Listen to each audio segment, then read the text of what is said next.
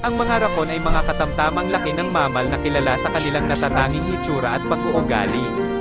Narito ang ilang impormasyon tungkol sa mga rakon. Pisikal na hitsura. Ang mga rakon ay madaling makikilala sa pamamagitan ng kanilang itim na mask ng balahibo na tumatakip sa kanilang mga mata na nagbibigay sa kanila ng parang bandido.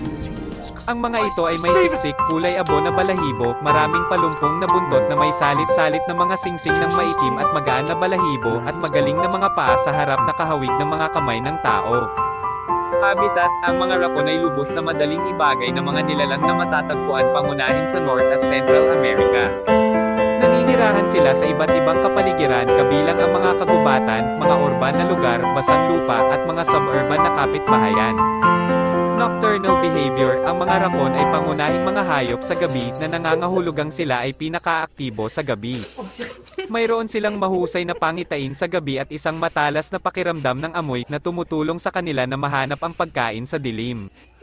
Diet. Ang mga rakon ay mga omnivore na may iba't ibang dieta. Kakainin nila ang halos anumang bagay, kabilang ang mga prutas, gulay, insekto, maliliit na mammal, isda, at maging ang mga basura.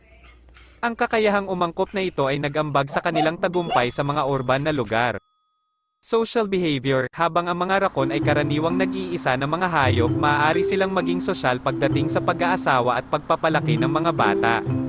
Ang isang pangkat ng mga rakon ay tinatawag na isang nursery kapag ang mga ina ay nagtataas ng kanilang mga kids ng sama-sama. Intelligence. Ang mga rakon ay kilala sa kanilang mataas na antas ng katalinuhan at mga kakayahan sa paglutas ng problema. Maaari silang magbukas ng mga lalagyan, magmanipula ng mga bagay, at kahit na malutas ang mga simpleng puzzle upang ma-access ang pagkain.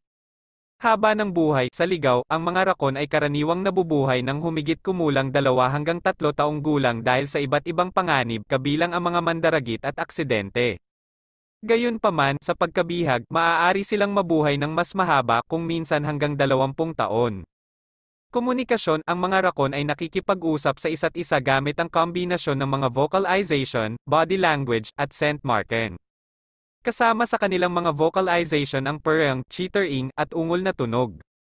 Kakayahang umangkop. Ang mga rakon ay nagpakita ng kahangahangang kakayahang umangkop sa mga kapaligirang pinangungunahan ng tao.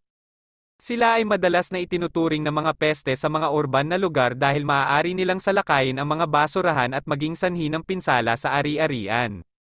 Katayuan ng pag-iingat. Kasalukuyang hindi nakalista ang mga rakon bilang endangered o threatened species. Ang kanilang kakayahang umangkop at malawak na pamamahagi ay nakatulong sa kanila na mapanatili ang matatag na populasyon. Ang mga rakon ay mga kamangha-manghang nilalang na kilala sa kanilang pagiging maparaan at kakayahang umangkop, na ginagawa silang isang kawili-wiling paksa ng pag-aaral sa kaharian ng hayop.